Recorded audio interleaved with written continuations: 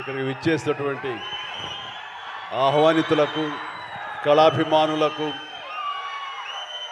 మా మెగా అభిమానులకు,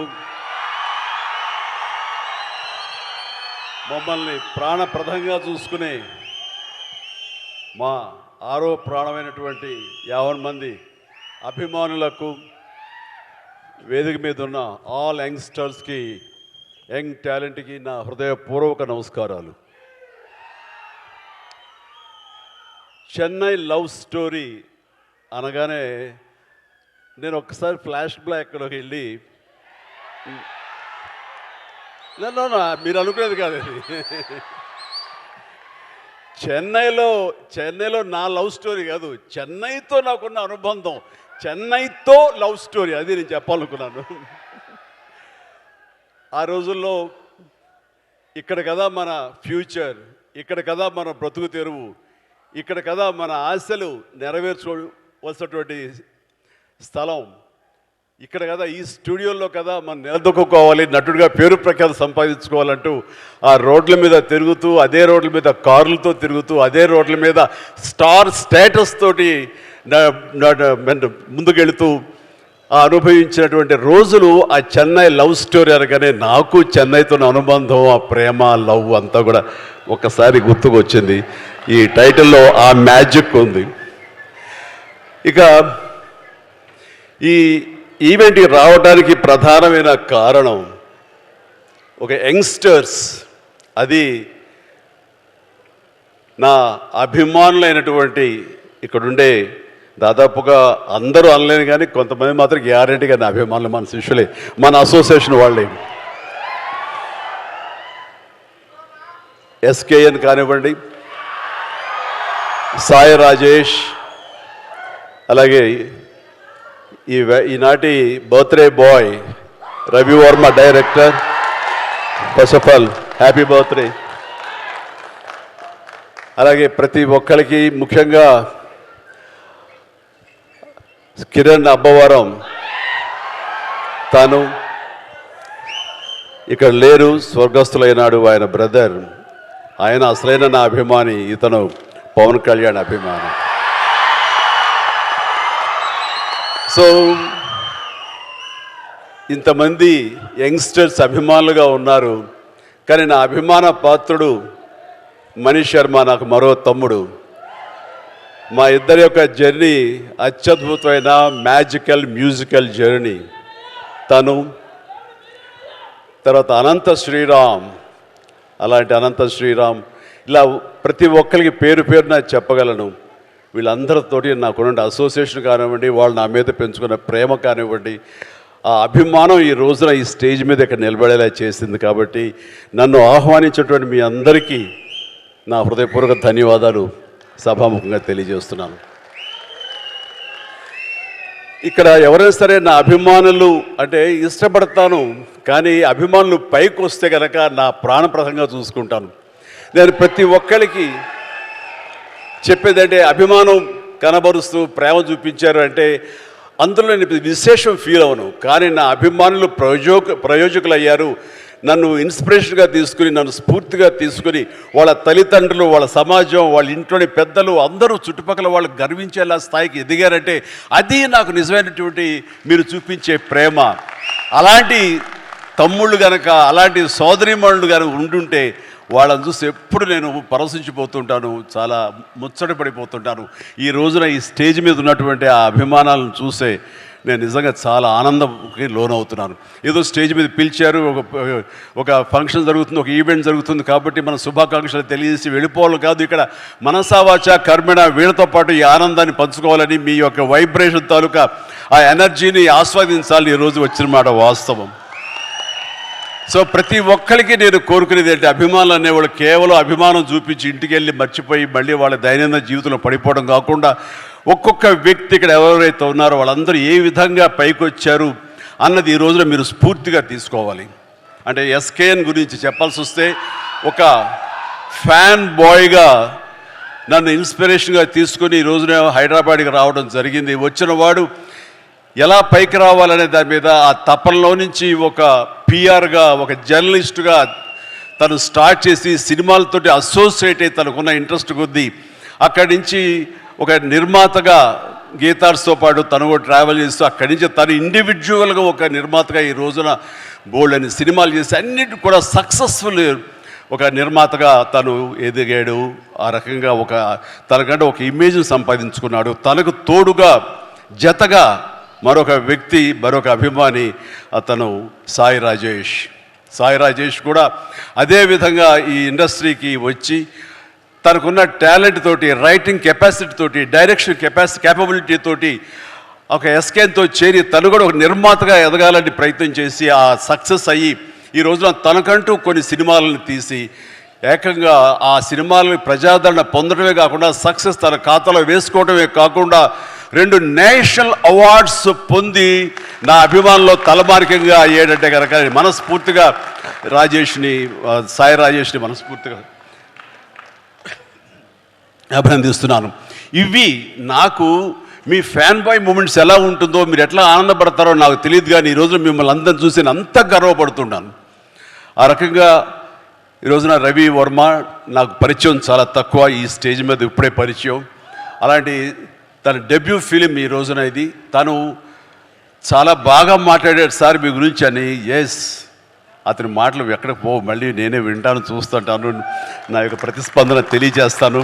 అండ్ తను ఇలాంటి వాళ్ళందరూ కూడాను ఈ ఇండస్ట్రీలో వచ్చి వాళ్ళకంటే ఒక స్థానం ఏర్పరచుకున్నారంటే కనుక వీళ్ళందరూ కూడాను చాలా సాదాసీదా కుటుంబాల నుంచి వచ్చిన వాళ్ళు, ఆర్థికంగా మామూలు స్థాయి నుంచి వచ్చిన వాళ్ళు, ఒక సాధారణ జీవితం గడుపుతున్న వాళ్ళు. కానీ వీళ్ళు కనే కలలు మాత్రం అసాధారణం. అది వాళ్ళని ఈ స్థాయికి తీసుకొచ్చింది. మీరందరూ కూడా కలలు కనండి, రాత్రిపూట కాదు, పగలు కనండి, కలలు కనండి. మీరు పగల కలల్ని దాన్ని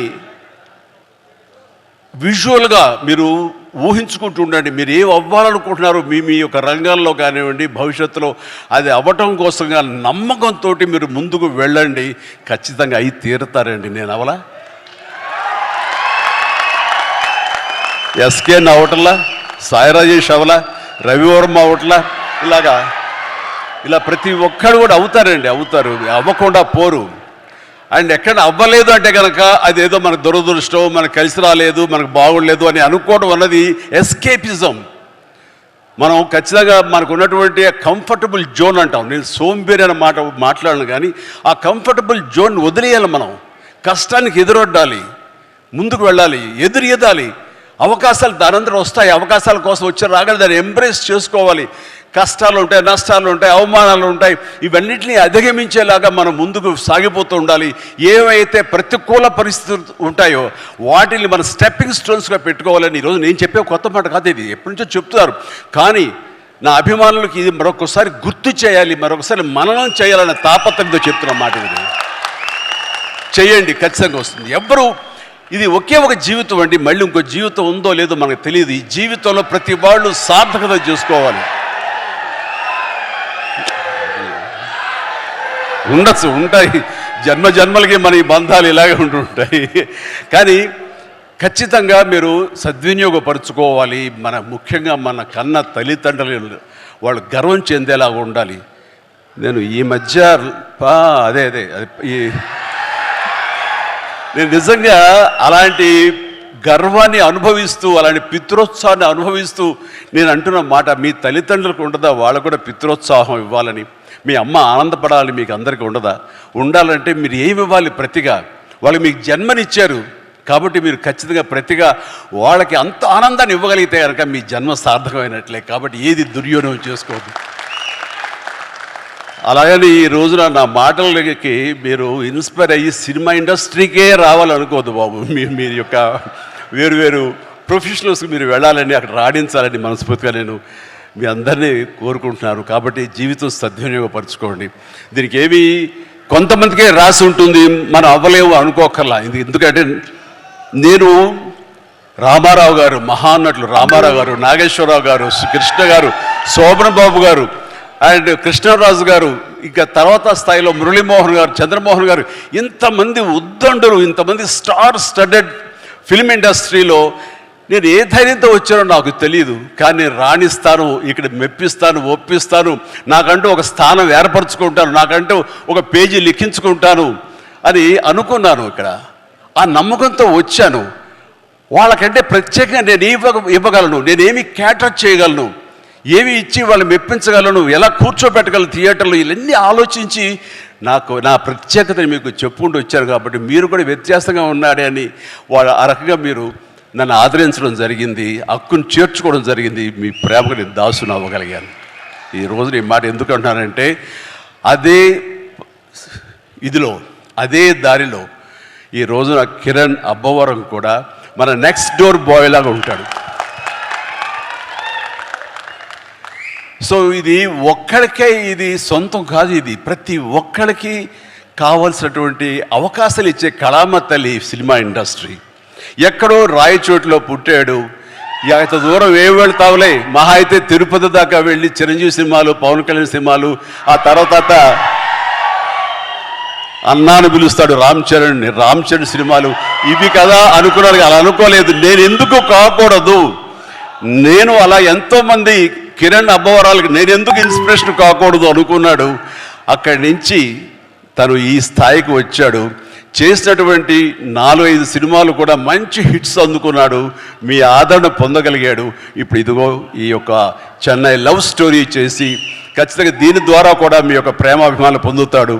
కిరణ్ అబ్బవరం లాంటి వ్యక్తులు రావాలి, కొత్త బ్లడ్ ఇన్ఫ్యూజ్ కావాలి, కొత్త బ్లడ్ ఈ యొక్క పరిశ్రమలో ఉండాలి, రావాలి. అప్పుడే ఈ పరిశ్రమ ముందుకి కొనసాగుతుంది, సస్యశ్యామలంగా ఉంటుంది, ఎప్పుడు ఫ్రెష్గా ఉంటుంది ఇది. సో నాలాంటి వాళ్ళు ఉన్నాం, కొంచెం ఏదో వాళ్ళు తీసుకెళ్తూ ఉంటాం, కానీ కొత్త బ్లడ్ రావాలని మనస్ఫూర్తిగా నేను ఆహ్వానిస్తాను. అందులో ఈ రోజున కిరణ్ అబ్బవరం ఆల్రెడీ ప్రూవ్ చేసుకున్నాడు, కానీ మరింత ఉన్నత స్థాయికి చేరాలని, ఈ సినిమా కూడా తనకి మంచి పేరు ప్రఖ్యాతలు తీసుకురావాలని నేను మనస్ఫూర్తిగా ఒక తమ్ముడు, ఒక సోదరులాగా, ఒక బిడ్డలాగా నేను కిరణ్ అబ్బవరాన్ని మనస్ఫూర్తిగా ఆశిస్తున్నాను, ఆశీస్సులు అందజేస్తున్నాను. Please, God bless you and God bless you. ఇక హీరోయిన్గా ఇప్పుడే పరిచయం అయింది ఆ గౌరీ ప్రియ, చక్కని కుందన బొమ్మలాగా ఉంది. ఏంటయ్యా అంత హుషారు, ఏంటయ్యా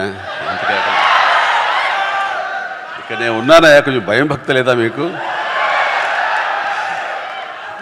సో తను కూడా చాలా చక్కగా ఉంది. మన తెలుగింటి అమ్మాయి అని విన్నాను. ఆ తర్వాత తెలుగు సినిమాలకి పరిమితం కాకుండా ఇతర భాషా చిత్రాలకు కూడా తను ఒప్పుకుందని తెలిసింది. చాలా సంతోషం అమ్మ. ఈ యొక్క అన్ని భాషల్లో నువ్వు రాణించాలని, మనస్ఫూర్తిగా అభివృద్ధి చెందాలని, తెలుగు వాళ్ళు, తెలుగు అమ్మాయిలు అన్ని చోట్ల మీ యొక్క శక్తి సామర్థ్యాలను చూపించి, మీ టాలెంట్ చూపించి పైకి ఎదగాలని మనస్ఫూర్తిగా కోరుకుంటానమ్మా. నీలో కళ కనబడుతుంది, definitely come up. That's it. No తల్లి please, God bless you, God bless. Okay, ఇక మనీష్ శర్మ గారు చెప్పే ముందు నాకు పెద్ద సినిమా టైంలో నేను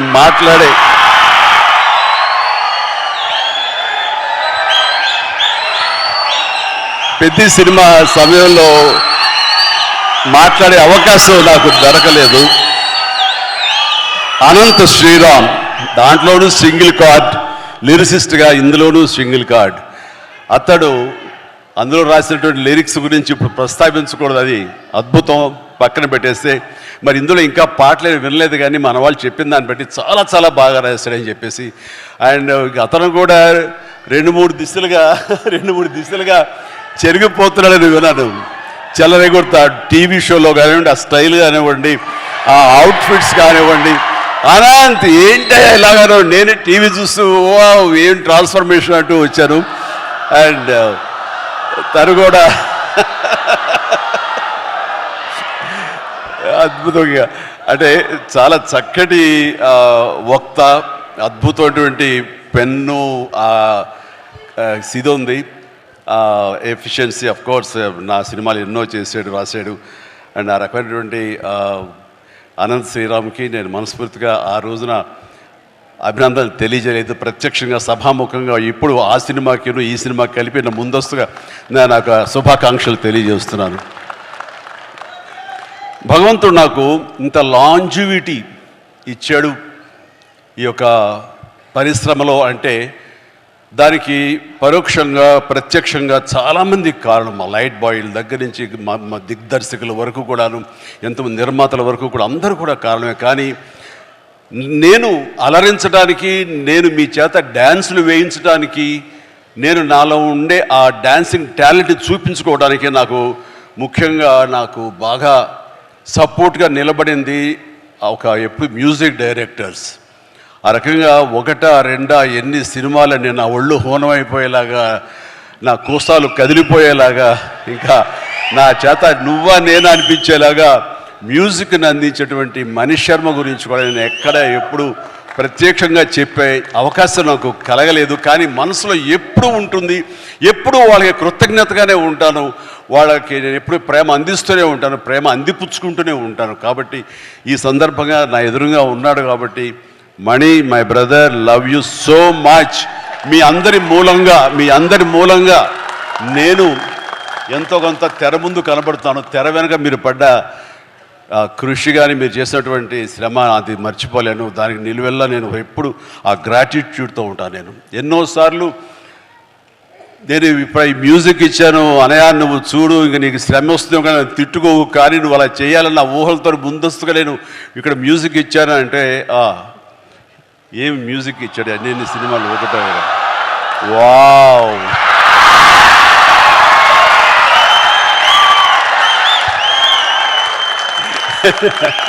సో థ్యాంక్ యూ. మా అంత హుషారుగా మీరు ఉన్నారు, ధన్యవాదాలు. రైట్, ఇక పేరున నేను అఫ్కోర్స్ మొన్న విజయ్ చాలా చక్కటి ఇచ్చారు, మీసాల పిల్ల అంటూ. ఆ టైంలో కూడా అంతేగా.